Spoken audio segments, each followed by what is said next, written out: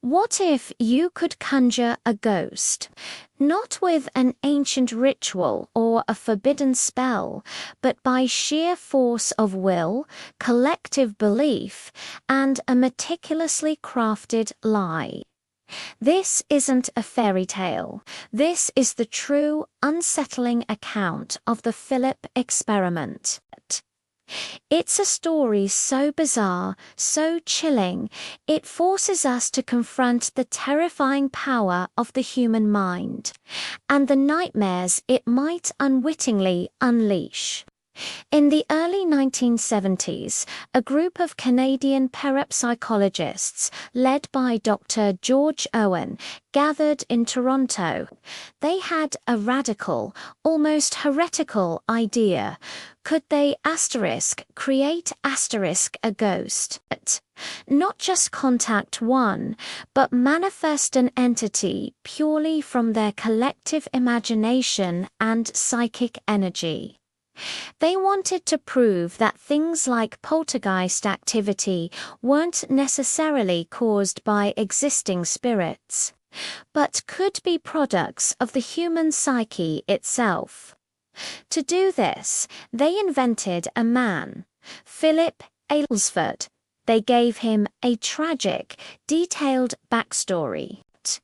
An English aristocrat from the 17th century, a brave but unfortunate Catholic who was martyred for his faith. He fell in love with a gypsy girl, but she betrayed him, which ultimately led to his suicide. They fleshed out his entire life, even drew a portrait of him. They created a whole fictional world filled with love, betrayal, and a lonely, tragic end.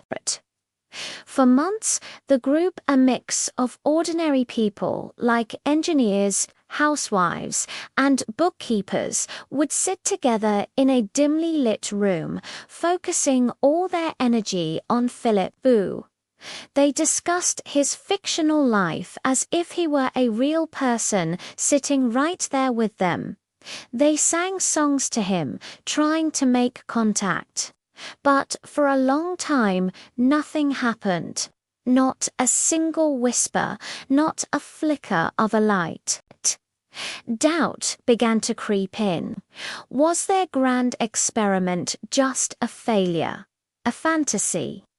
Then, one evening, during another session, a faint tap was heard. A single, distinct knock on the table. The room went silent. Was it just someone's imagination? A nervous twitch. They asked Philip to do it again. Another tap. Then two.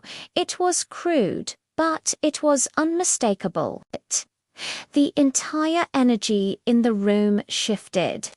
Their belief started to solidify into something tangible. Soon, the taps became more frequent. They were responding to questions, one knock for yes, two for no. The antique-style table they were using began to vibrate. Then, it started to move not because they were pushing it, but seemingly on its own. It slid across the floor. It tilted, it even levitated for a few moments, all in response to their questions about the fictional Philip. They brought in witnesses, even reporters, to observe. The phenomena didn't stop. In fact, they intensified.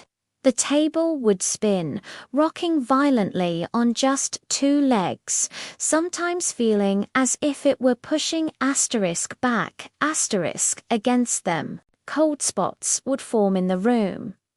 Lights would flicker.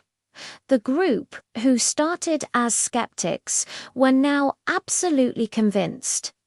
They were interacting with Philip one terrifying night. During a public demonstration, the energy became almost uncontrollable. The table, a very heavy piece of furniture, slammed down repeatedly, then began to rock so violently it seemed possessed. Lights in the room shattered. A strange, oppressive presence filled the air, thick with a tension you could almost touch. The group, who had once been so excited, were now genuinely afraid. They had created something, but what asterisk was it?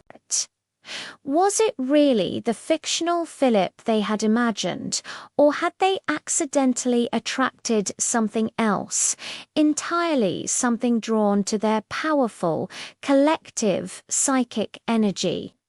The experiment was eventually stopped. The fear of what they had awakened, or what might have simply latched onto their creation, was just too great. As the group dispersed and their focused attention on Philip waned, the phenomena gradually faded away. The knocks stopped. The table settled. The presence dissipated. But the questions remained. Did they prove that collective consciousness has the power to manifest reality? Or did their concentrated belief simply open a doorway, allowing some dormant entity, or perhaps something much darker, to come through and masquerade as the fictional Philip?